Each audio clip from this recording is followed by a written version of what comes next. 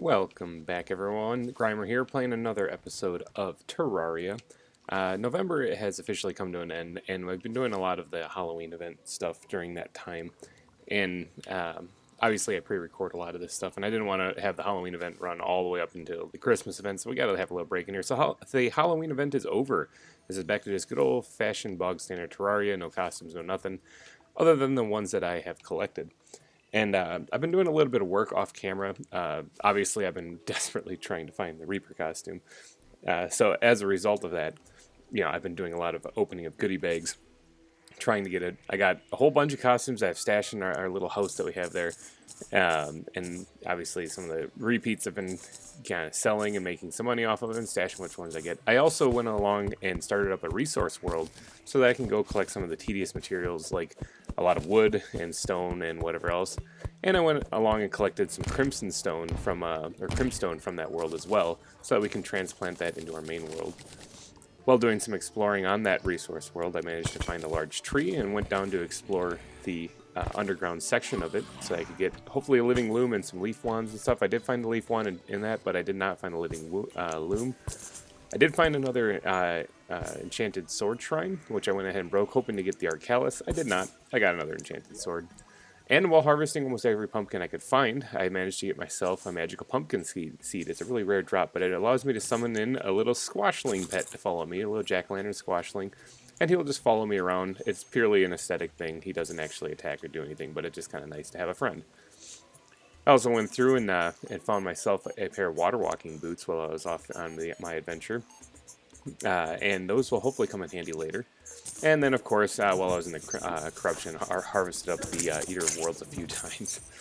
After beating Skeletron in the last episode, I did manage to find on the surface, just laying some random place, an unconscious man, which is, of course, a reference or an Easter egg to Dungeon Defenders.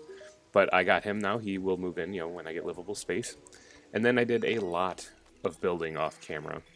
And when I mean a lot, I mean I did a lot, because building is tedious and slow. What the footage you're seeing right now is actually sped up like 700%, because it takes a while to get these buildings built, and the episodes would be pretty boring if I showed you without them. But I needed a place to store all of the goods that I find, all the treasures and stuff. And I also needed places for NPCs to live, because I do not want to keep living in the boring standard box houses. And then this happened. I managed to get the Reaper costume, as you can see here.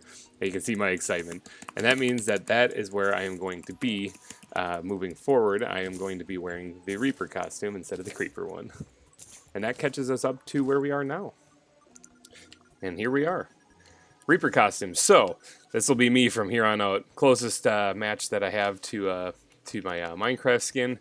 Let's catch some worms while we're here. You can see the pumpkins are still around because they will remain until I remove them. I might just leave them around. I'm not too sure. But they won't continue to grow now unless I plant them specifically. Alright, so here we have our house that we have, but I've done a lot of extra building. So what have I done? Okay, so one, I've added another NPC house here that has 3 houses in it. So we got the painter that moved in. Also, some NPCs move in kind of passively on their own, and I wasn't able to catch it on camera. But the painter has moved in also, which should allow me to change the color of blocks and stuff. I've kind of grown fond of the mud brick block, so I might actually just keep it. We got the guide and the merchant in here as well. Then what else have I done? Over here, we still have our boring houses that we started off with, just the boxes, nothing fancy. These I'm going to take down, though. These are definitely coming down because I hate them. I think they look ugly. I have to find a house for Dolgan? Man, your parents hate you.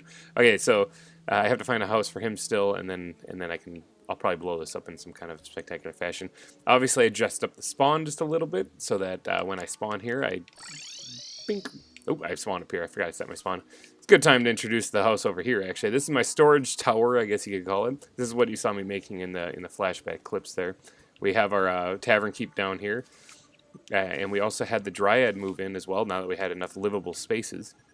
Dryad will move in after you defeat any one of the bosses in the game, I think. Don't quote me on that.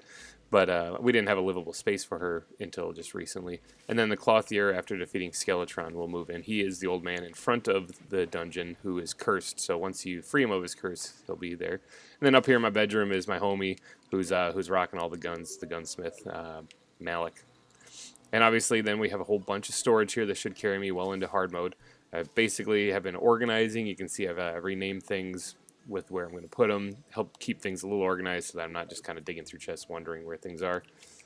And yeah, so this place is actually now like a base. The little thing I have floating up here in an attempt to kind of get a little artistic is going to be a hot air balloon. So I got like the base of it built right now, and then up here will be the actual balloon itself, which I'm going to turn the balloon itself into livable spaces too. Probably throw the witch doctor once we get him up there, make a little jungle biome within the balloon itself, and then that way, once we get into hard mode, we can actually just straight up purchase some wings from him. He has to be in a jungle biome though to do that. We have our dye trader just kind of hanging out up here right now, just living inside the balloon, or inside the bucket of the balloon right now, or the basket. And then off to the right, I've started working on something else that I haven't really gotten too far. I kind of dug this pond down a little bit and spent quite a while grabbing buckets and putting it in there to fill it up. But I started this right here. I don't know what it's going to really be. I might turn it into like a little house on top of the bridge here, and then maybe move the fishermen in over here because it's not near the pond. I don't know. There's some stuff to do. But today we need to do some other things that I said we were going to do in the last episode. One, we need to explore the dungeon. The dungeon that is way over here. We need to go explore this because we killed Skeletron in the last episode, and now there's goods to be found over there. Another thing that I want to get to doing in this episode is killing the queen bee. So in here in the jungle, in the underground jungle, there is the queen bee in this hive right here. There's a few hives that usually spawn in the world, so this is one of them. And I'm going to go over there and murder the bee. By killing her, we can enable the witch doctor to move in as an NPC. I still need the livable houses though, so I don't think he'll move in right away. Well, actually, we do have places to live. We have these box houses, but I'm working on getting rid of these. But I think first we're gonna head right off to the dungeon and see what we can find in there. We're looking for 3 items. We're looking for the Miramosa's sword. We're looking for the handgun, and we are looking for the cobalt shield. And a shadow key wouldn't hurt either. I wouldn't mind finding that too, but the last one I'm not as concerned about.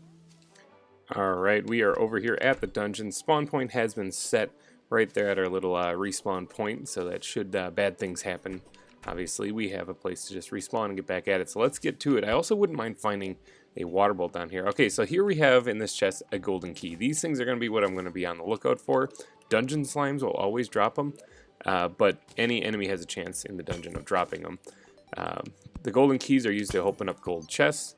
And then that's where we're going to find most of the treasures that we're looking for. But there's usually a bunch of enemies in here. We actually haven't really entered the dungeon yet because we haven't gone deep enough into it yet. This is just like the first little atrium area. I'm looking at the bookshelves right now because we're looking for a blue book with a yellow band. Keep your eyes peeled for it. If we can find that, that is a water bolt, and that'll be kind of a fun weapon to use going forward. Also break all these because we can find golden keys in there. The music just changed, which means that we are now officially in the dungeon. So we're gonna have to deal with enemies from there. Here's a dart trap. There's gonna be dart traps all over the place here. I wouldn't mind grabbing a couple of decorations too while I'm here, but I can always come back and do that off camera. Still no water bolt on any of these. There's also some paintings. Those would be nice to get. Nothing. Oh, here we have our first enemy in the dungeon. Angry Bones, first of many. There's going to be a whole bunch of those. Here's a golden chest. This is what we need the golden keys for, and I found one. So there's the Miramosa right there. That's one of the weapons we're looking for right there. 19 melee damage. It's not as good as what the sword we're currently using, but boy, does it swing fast. But we do need that to create the Knight's Edge sword later on. So I will take that. That guy just barely missed me. Alright, let's continue to try to find the other ones. Deal with this Angry Bones that's putting up a fight. There's also going to be these blue candles that can be found down here. Those are called water candles. Oh, here's the bound mechanic. Let's hurry up and free her real quick.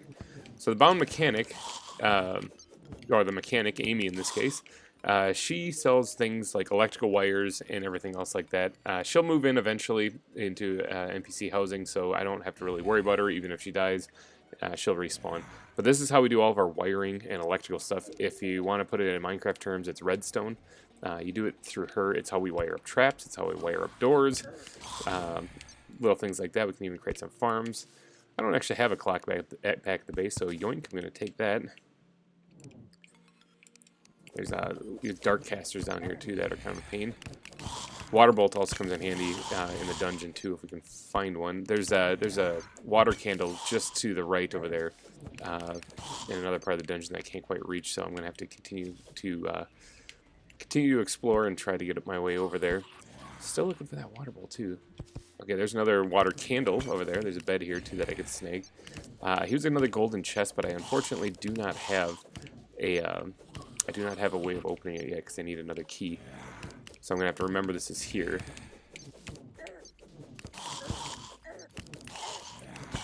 Just pushing through those guys because they're kind of annoying. They don't seem to be despawning either. If we could get a tally counter here from any of the enemies or a Nazar off of one of these floating skulls, that would also be a really good item to find. These water candles increase enemy spawn rates, so by breaking them, it makes my life a whole lot easier. And I can also use them later by placing them to increase enemy spawn rates in places where I want them, like if I make a farm or something, like an enemy farm. Obviously I want as many enemies spawning as possible, and that's one way to increase the rates. There's that water candle that was being a pain for me earlier. Let's go ahead and collect that. There's another one up here. I'm going to be breaking these as much as possible. Those spikes really hurt too. I'm going to try to avoid them. Another chest. I need to find some dungeon slimes. Dungeon slimes have a 100% drop rate for golden keys. If I had purchased a lifeform analyzer, which I believe I missed because the traveling merchant despawned right as I was getting to my base a few episodes back. But if I could get the lifeform analyzer, it'll tell me when something rare is around, like a dungeon slime. But until then... Oh, there's the bound goblin! Okay, so by beating the goblin army somewhere down in the cavern layer, let's talk to this guy. Let's immediately purchase some stuff too. The rocket boots, definitely going to want to get them, and the Tinker's Workshop, also going to want to get that. And I'll buy the ruler too, just because that's going to be come in handy. See, it measures out stuff. It's going to come in handy for an item I want to make later. It's basically the ultimate tool for wiring. You need the ruler for that. So I'm just going to stash that. In fact, you know what? I can stash it right now. I can open up my piggy bank quickly before this demon eye attacks me. Or not demon eye. Floating skull thing. I'm getting attacked. I don't think I'm going to have time to store things. Being down in the dungeon is a rough place to be. Let's see if we can't do this quickly. Just store some stuff. No, don't talk to him. Stop talking to the goblin guy. There we go. These guys I'm going to want to keep out. This one I can store. The clock I can store. These guys I'm going to equip right there. Actually, you know, I'm going to replace my magic carpet with it and store that for right now. Gotta move quickly because with the rocket boots, I can fly. Temporarily, not permanently. Oh, I did get a Nazar right there off of that guy. Good, that was something I was looking for. This grants immunity to the curse debuff, which is what those things can cause. It basically prevents you from using weapons or tools for a couple of seconds, and it really sucks. But with that, I won't have to worry about it if I have it equipped, which I don't. I'm going to just wing it and go without it. Okay, got that water candle. Alright, so we've already found several of the things that I've been looking for down here. We just need to find the cobalt shield, the handgun, and I think that was about it. I mean, maybe obsidian. Oop, I'm staying on spikes. A tally counter would be nice too. Actually, I'll just settle for a golden key at this point because I keep finding all these chests, but I don't have any. Oh, look at that! I do have two. Like I must have grabbed them off enemies and didn't even notice it. What's in here? Blue moon. That's pretty crap. So we're just gonna take that, sell that later. It's a ball and chain. It's a mace basically, or I mean a ball and chain that you can use to throw it at enemies. A little bit of a range attack on it, but ultimately it's kind of sucks. Like as far as damage per second, it's not that good. There's a saucy picture of the Dryad right there. Got a friend that plays this in real life named Tim who's desperately looking for this painting. Tim, it's right here. What do we got in here? We got the Aquas, or the Magic Missile. I mean, we got the Magic Missile. That's kind of a fun weapon because you can actually take it and control the blast. Like you can curve it around things and hit that guy down there. You can go chase after him if you want. I probably won't be using it though. It's damage per second wise, it's easier just to gnash up people with a sword.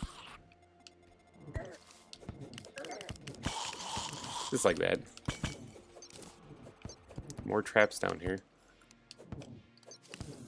Still have not found a water bolt weapon on the shelves there. I do want to collect this dart trap though. if this guy will let me.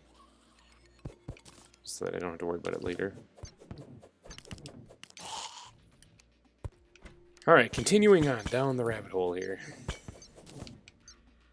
Yep, I don't have any more. Hey, Tim, there's another one right there.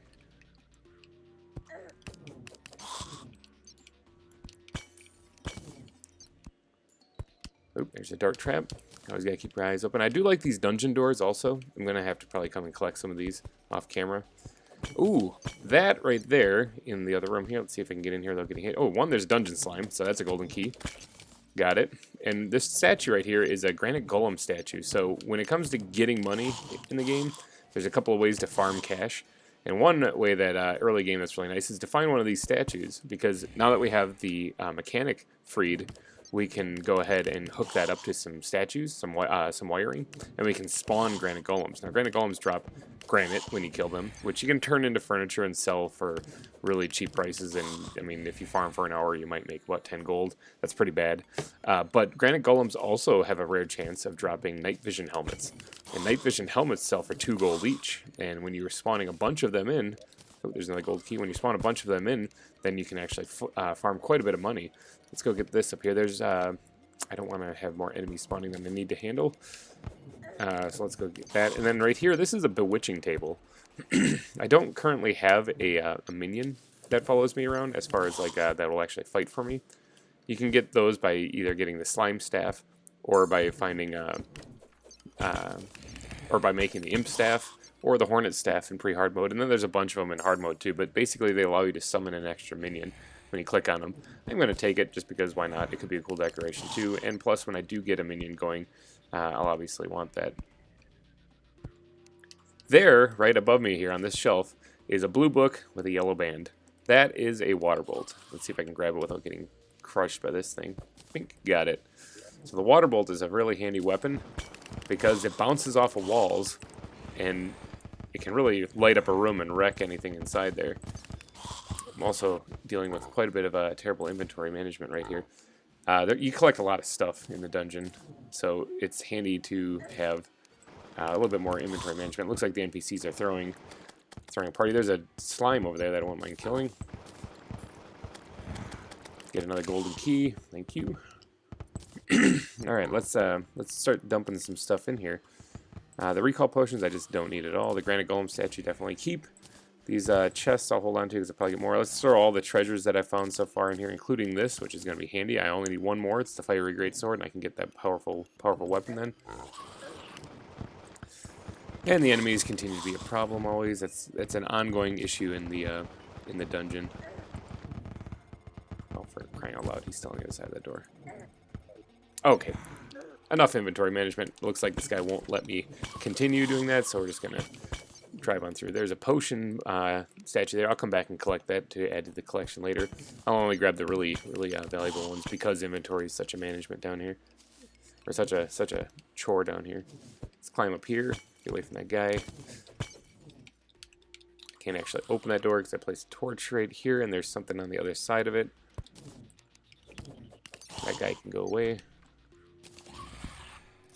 What do we got? Handgun. All right, so there. That's it's an awkward handgun, but that's okay because I needed that because in the future I plan on making the Phoenix Blaster. Before we go to hard mode, I want to make the Phoenix Blaster, and that can come in real handy in hard mode because the enemies in hard mode are a lot tougher than they are right now. And Phoenix Blaster dishes out quite a bit of pain, and although it takes a few rounds, it's good for killing some of the hard mode enemies early on until I can get better weapons and better gear. Right up into the spikes there. There's another water candle. Definitely want to get rid of all of those. Alright, what do we got? There's the shadow key. Okay, so we did find one of them. So we're looking for the cobalt shield, really, is about the only thing left. Here we have the hallowed chest. Hallowed chests and other biome-specific chests can't be open until we beat Plantera in hard mode, one of the more difficult hard mode bosses. And then we have to get the key from the respected biome to even open in the first place, which is a really rare drop. But they hold really unique weapons. I don't actually remember what's in the hallowed chest. There's a trap right there I'm avoiding. I don't really remember what's in the hallowed chest, but I think it's the rainbow rod or rainbow gun or something like that. I don't know. We'll find out when we do eventually get that, or if we do. I mean, it is a rare drop. So here we have an alchemy station. I am definitely going to yoink that. The alchemy station works as a way of making potions, similar to a placed bottle, which is what I would be doing if I actually had a farm going and was making potions. But a placed bottle works really well. But it's a 1-to-1 ratio for all your ingredients when you make it at a placed bottle. Hey, there's a dungeon slime. If you make it at an alchemy station, then you can sometimes not use ingredients, so that you can kind of save your resources. Get down here. There we go. Oh, I got that curse debuff right now. I can't swing. Okay, there we go. It wore off.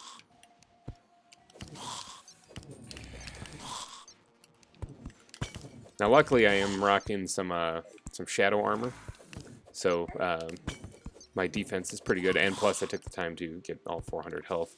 So having that, I can take quite a few hits while I'm down here. But if you come down here a little too soon, or if you try to rush in here, it can be a bit of a challenge. Angry Bones Banner there. I can always hang that up somewhere down here and get a little buff for fighting Angry Bones. All right, what do we got in here? We got another Miramasa. So my inventory is a disaster once again. So I wonder what I can throw. One, I don't need throwing knives. Jester arrows are actually a little bit stronger than the ones I have, but they don't light things on fire. So I'm just going to get rid of... Oh, that's a lot of Jester arrows. You know what? Maybe I'll keep those. Get rid of these other ones. Hello, dude. Trying to interrupt me while I'm trying to organize stuff. Actually succeeding in interrupting me while I'm trying to organize stuff. Alright, let's see. Oh, I didn't even know that was a thing. Let's get rid of these bombs for right now. The handgun. Let's get my piggy bank out here. We got to store the handgun for sure, because we're going to want that for later. I'll start the Jester arrow, sure. Glow sticks we can get a bunch of later. Dynamite, I might use that. No, I can buy some of that later. The lesser healing potions get rid of we have these stronger ones. Archery potions. I'm probably going to be switching to firearms, not going to lie. Afterwards, shows the locations of enemies. We'll just drink that right now. Recall potions, goodbye. Night vision, let's get a little brighter in here so you guys can see what I'm doing. The witching table. Got a few bone welders, so I might pick up more of those as I go. This guy is being a pain. Gravitational potions. Should probably save those because I haven't found any floating islands yet. And then we have, of course, some metal bars I'll throw in here. Shurikens or shurikens, or however you say it, don't need. Lead, small in there. Angry bones we'll hold on to because we might kill enough for that. Bone welders. Creating some space, people. That's all I'm doing. Could always use more rope. Why not? Shadow key we'll throw in here, because we don't need any more of them. And then bones we're going to end up getting a bunch of. If we were doing a ranger build, bones and cobwebs can be used to create the necro armor, and that's some really good stuff for a person who is using firearms, because it gives you boosts and stuff to firearms, like reduced ammo usage and stuff. Now let's throw all my cash in there too. You can see I'm saving up quite a bit of money. I'm up to 58 gold, and let's get back to the killing. Alright, so, I suppose I should probably grab what's left in this chest, too. Thorns potion, that's actually really nice. Thorns potions take quite a bit of ingredients to make. I don't really like making them, so I usually just use whichever ones I find. But they do what you'd expect. Like thorns in Minecraft, enemies will get hurt if they touch you. Speaking of getting hurt if you touch it, there's spikes right there I don't want to touch. Alright, and then continuing on down. We're just looking for that cobalt shield at this point. That's the only thing we need. I think I got everything else. Finding a lot of water candles. Oh, there's another water bolt. Let's see if it's a better one than what I have. Forceful water bolt, it is. Has knockback to it. So I'll go ahead and equip that. There's another water candle here. If I don't find a cobalt shield in this dungeon, I'm going to have to go beat Skeletron on the resource world and then get it there. I'm just trying to get up here, people. There we go. I also, I think last episode I had a sapphire hook. I went ahead and made myself a topaz one because it is just barely better, and it's the only one that I could make. There's a golden key I got out of that, so I think I'm actually doing okay on golden keys. Yeah, I have 4, so I know there were some chests up on top that I had to open still, so there's always that. I don't remember if I got a bookshelf or not. I'm pretty sure I did. Bookshelves will be used to create some magic tomes in hard mode later on. It's just, I don't think you can even make them. I'm not too sure. You might be able to. Don't quote me. but you know, finding them is easier than making them, obviously, because you can just come across them like that one back there. Here we have a chest. What's in it? Cobalt shield. All right, we found everything that we needed to. That means that I can go ahead and make some things at the Tinker's workstation, and I suppose I should probably explain what that is too. I'm going to continue to explore this place now, because now that we have all the treasures that we needed, I don't really need to show you any more of this. It's just going to be me fighting my way through this and collecting everything I can. So I will pick up with you once I get done with this. There's no bosses or anything down here, so it's just a whole bunch of enemies, and this guy's being rough. Whole bunch of enemies, and I'll keep digging up whatever I can find, and I'll pick back up with you, yeah, when I get done with this place. Okay, so welcome back. The dungeon has been cleared out completely now. As you can see on the map here, if I go over to it, it actually expanded quite a bit down to lava layer, everything like that, you know, all the creepy things. I managed to get through this without even dying. I've opened up all the chests I could find, and I marked all the biome-specific chests that I could find also. Those will come in handy later on in hard mode. As you can see from this this like box I've dug around my base here at spawn, I've quarantined off this area because we're getting closer and closer to hard mode now once we beat the wall of flesh down in hell. And when that happens, things like the corruption right here, that'll start to spread and take over parts of the world. So by creating this barrier here, it prevents it from getting to our base and keeps us relatively safe from all the terrible things out there. Okay, so what did we get? Okay, we got our treasures that we were going for. We got the Miramasa there. We also managed to purchase the ruler from the Goblin Tinker and the Tinker's Workshop. We got an awkward handgun here. It doesn't have to be a good one because we're going to end up making it into something else. As you can see down near the bottom, it says material. It can be made into something else. Cobalt shield also prevents knockback, which is really nice. Increased defense by 1 as well. And then the shadow key, it opens all shadow chests. This is a universal key. It doesn't get used up, so you just need 1. Shadow chests are found down in hell. Okay, so what can we do with this stuff is kind of what it boils down to. So first off, the Tinker's Workshop, which we got from the Goblin Tinker, is going to be a super important place to visit here. We're gonna put that down right there. We're gonna grab all of our treasures minus the Miramasa. Actually, we don't need the handgun. I'll put it in a chest, and we'll keep that in there too. We're gonna store this stuff away because to make what I'm gonna try to make with the handgun is the Phoenix Blaster. But to do that, I need Hellstone bars, and Hellstone comes from hell, so I can't really get there yet because, as you can see, we don't have a way down there yet. The closest we came was actually in the dungeon. I'll have to work on that at another time. Oh, the guy's just trying to cheers me. I don't have a mug, bud, but you can actually, like, if you hold a mug in your hand, you can kind of cling glasses against them there. So the Cobalt shield, though, was one I was looking for because this is one of the very basic materials you need to find to create something long-term in the game called the Ankh Shield. And the Ankh Shield it grants immunity to most debuffs, prevents knockback, and it adds like 6 defense or something. It's really nice. So what I'm going to do is I'm going to turn this, though, into an obsidian shield by taking my obsidian skull that I have down here and putting it in my inventory. Going in front of the Tinker's Workshop, this allows you to combine accessories. And there it is, obsidian shield. You just need this, and you need to do it at a Tinker's Workshop. So we're going to craft that. We got a warding obsidian shield. That's incredibly good. Plus 4 defense. That's the bonus defense you can add to it. It also increases the natural defense on it to plus 2. This actually gives us plus 6 defense, jumping our defense from 24 up to 30. Let's see, what else can we combine together? So these rocket boots, for example, that we got are really nice. They allow us to fly, but they can actually be combined with the Hermes boots. This is all stuff that you'd have to go talk to the guide for, by the way. You basically, if it says material underneath or in its description, go show it to the guide. He'll tell you how to craft it and where to craft it. And this can be turned into Spectre boots, which allows us to do both things, but only in one area. So we can fly now. Instead of having fire trails behind us, we have smoke trails behind us. But this, if you look at it, it also says it is material. And the thing that can combine with, I've laid out here, is the Anklet of the Wind, which you get in jungle chests by exploring the underground jungle, and an Aglet, which you can get from surface chests. I'm also going to snag this because that's going to be the next step. The ice skates I found in the underground tundra area in the ice chest that you can find in there. It's one of the many things that you can find in there. So we go back over here to this place, and we have to make sure we have it all in our inventory and not equipped on us. We put that in our inventory, and here we have the lightning boots. And basically, it's the best of everything. The wire can run incredibly fast, allows flight, and your movement speed is increased and everything. And that's all well and good because, you know, you basically do the same thing, but obviously we're moving a little bit faster now, so it allows us to dip, dodge, dive, and all that other fun stuff away from enemies. But this can be upgraded just one more time right here with the ice skates to create the frostbark boots. It's all of the exact same stuff, only it increases our movement speed, and it also allows us extra mobility on ice. So we don't fall through the ice anymore, and we also can run really fast. And it's everything we'd ever want, all tucked into one.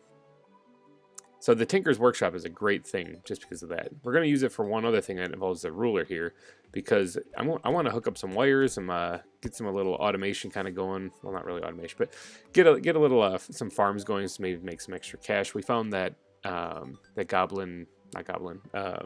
granite golem statue in the dungeon. We can actually turn that into a money-making farm, so I can AFK there, or do some farming off camera. But to do that, we need to make something called the Grand Design. We don't actually have to make the Grand Design. Like, we can buy separate tools and then make it. But the Grand Design is like your ultimate wiring tool. It allows you to wire anywhere on the screen that you can see and hook things up all you want. So we're going to go ahead and get to work on making that. We're going to need to buy one of every color wrench and the wire cutters. We're also going to need a bunch of wires. So I'm just going to hold this down for a little bit and get a bunch of that. Yeah, one more, make it 350 even. And that they cost quite a bit buying all these things. That's 2 gold each, so that's why I've been saving money, so I can do all this fun stuff. We're also going to need a mechanical lens, and I think that's about it. We also need the ruler then. Yeah, we got the wire cutters. I think that's it. All of that stuff can be combined into one item though, and it's called the Grand Design. So we're going to go to the Tinker's Workshop here. And we are going to see what we can make. Here it is. Here we got the multicolored wrench. That's all of the wrenches plus the wire cutters added in there. We're going to go ahead and make that. That can then be combined with the ruler, 60 wire, and the mechanical lens to create the Grand Design.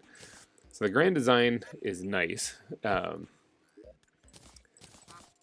It allows us, like I said, to place wires kind of freely. And you can select which wire color you want. You can lay down multiple wires at the same time.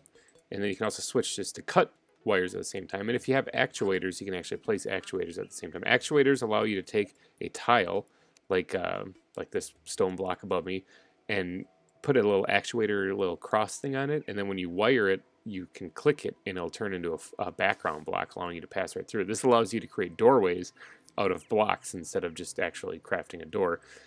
Since doors can be broken down by goblin armies or whatever else, or blood moons, an actuated door can't be broken down, so it kind of is a nice little touch. You can also use it in more clever ways, like creating farms for killing enemies and throwing them into lava and whatever else. But that is going to be a handy tool for wiring up some automated things or some electronic things here in the base, including dart traps and farms. Maybe out at the ocean I could create an AFK money-making farm, and then I can just collect a bunch of cash off camera. So it's a really handy thing to have. I actually have a chest here somewhere for wiring, which I'm going to throw that in. Wiring right there. I put that in there as well as the wires for right now, and I'll get to work on making that later. I do have a couple statues over here. I should maybe grab this one and this one. Some of these can also spawn enemies like the unicorn statue and stuff, but they're not super useful. But I'm going to throw these in here. Crab statues and bird statues can be used to create little engines that constantly give off a pulse. Like they hit pressure plates and they constantly give off a pulse, allowing you to rapidly spawn enemies in. And granite golem statues and slime statues are used for creating slimes and granite golems, and then you can get the drops from them as well. Slime statues, in case you really need a bunch of gel, maybe you're building something with it, or making asphalt or something. You might want to have one of these things set up to a bird or a crab statue engine, and then you can create a bunch of gel or get a bunch of gel from that. And then the granite golem statue, obviously, for making money from the night vision helmets that they drop. I will probably create like a little underground bunker base to accommodate all of those, like a secret lab, and then it won't be very fancy, but it'll be very functional. I'll save all the fancy stuff for up here in the daylight. But there's one more thing that we need to do on this episode, and that is that we need to get out to the Queen Bee, and we need to go kill her, because I want the Witch Doctor to move in as soon as we hit hard mode.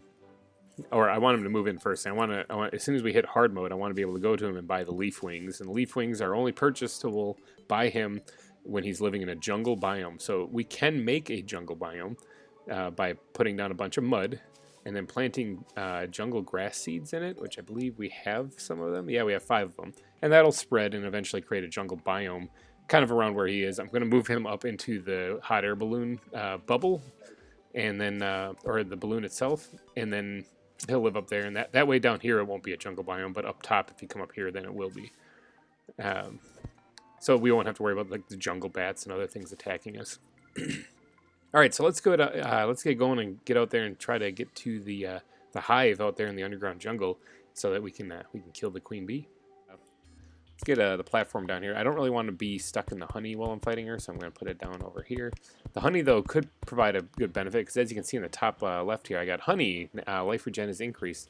That it stacks with like campfires and heart crystals, or heart lanterns also. I don't really have a heart lantern on me, but I could put down a campfire. That should keep me nice and safe. The bee itself, early game can be a little bit of a challenge. Later game, though, not so much. It's not really all that big of a challenge to beat this. So I'm not going to be putting forth too much effort into creating like an arena for it. That should actually be good enough, because I think I can fight her right here in this open area. I kind of want to knock out a little bit more of the hive so that I have a clean line of sight on her, because that's going to be the most annoying thing, is whenever we do fight her here coming up. If I can't hit her because blocks are in the way, that's going to be a problem. That should be enough. I mean, I think we're going to be able to beat her no problem. So let's go ahead and wake her up and get the fight going. Throw out a couple of water bolts to let her fly through there. That's why I created these platforms, so you can easily jump in between them. Also dip down into the honey every once in a while. Let's get the mini shark going here and do some damage. She's shooting poison at us right now, but I mean, even if she hits us, we got a lot of health. We can tank it. And here comes some minions that she's sending out. They should get tore up pretty good. That traveling merchant that just departed didn't really have anything good. Notice how I'm not getting knockback either, because I have the obsidian shield, the cobalt shield upgrade equipped right now. Oh yeah, we're doing good. She's already over half dead, and we've barely lost 2 hearts.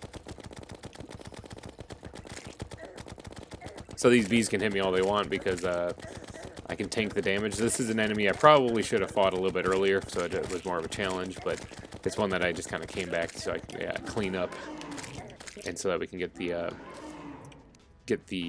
witch doctor to move in as well.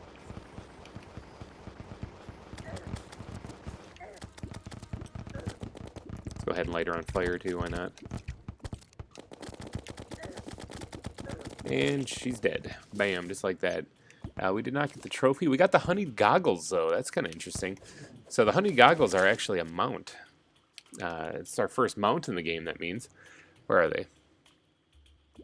Thought I saw them. Yeah, right here. Okay, honeyed goggles. Yeah, summon a rideable bee mount. So we don't have one yet right here. The first one I usually get is the fuzzy carrot, I think it is, and it's just to create a bunny that you can ride on. You get that from the fisherman by completing like 5 quests, which I haven't even done yet. But the bee goggles are kind of fun, because they allow you to summon a bee that you can fly around on. Now the flying isn't permanent, like you can't do this forever. It'll eventually land, but it goes for quite a while. Oh, the blood moon's rising. And eventually the bee will get tired, like right there, and it'll land, lift its goggles up, take a breath, then he can get going again. It's kind of nice. Got a mount already, which you can use to fight with. I don't need to be in the jungle anymore, though, so let's get back and we can take care of these this blood moon then. I like warping back on this nice little pedestal here. I actually was designing something, and it looked pretty, it looked nice, and then I warped back and I destroyed some tiles, because it'll always warp you back to this specific spot, and you don't have much of a choice. So it'll destroy what you have placed there. So I had to build something that was a little bit more fitting for warping back to. All right, so yeah, we got the bee gun, which is also kind of a fun weapon. Oh, I see the merchant in there is having a little bit of a rough go. The bee gun is also kind of fun because it allows you to shoot bees using mana, and the bees will heat seek and track a target like that dripper right there, and they'll just latch onto them. It's actually a really effective weapon. You can even use it against the eater, or the wall of flesh down in hell. But you just shoot this thing up and the bees take care of everything else, so it's kind of nice. I might even save this for the wall of flesh in case I absolutely need to switch to it. It does. It only takes mana. It doesn't take ammo. So this is a really good weapon to have early on. You can just see the bees just rip things apart. And then the bee hat, which is just a vanity weapon. The bee wax can be used. Actually, no, let's do that real quick. Let's get a summoning weapon going here. I believe the bee wax can be used to create a hornet staff, which will allow us to get our first summoning weapon going. I think you make it here. I usually don't make this, but yeah, you can make bee armor and everything from it, which will increase the damage your minions do. So if you do a summoner playthrough, that's a good one to use. Right here, the hornet staff, though. Summon a hornet to fight for you. Let's go ahead and make that. And we got a murderous one, and then wink, it just creates a little bee right there. And then the bee itself will actually start shooting spurs at things and kill them. And obviously, with it being a blood moon, that means that enemies can knock down doors right now. So, yeah, I think that was a pretty good episode. We managed to defeat the queen bee. We managed to infiltrate the dungeon, and I got to show you what I've been working on off camera here. We got a nice little town going here, a nice little village. I got got a lot of livable spaces for NPCs. I do have to make more because there's a lot more NPCs. So this place is going to be expanding. I might do a little bit of a a floating island up here also that maybe the hot air balloon is attached to with a little bridge. I don't know. I'll get creative and get to work on some stuff off camera because building takes a while. So hopefully you've enjoyed this episode. If you did, please be sure to leave a like down below. And I will catch you guys in the next one. Bye-bye.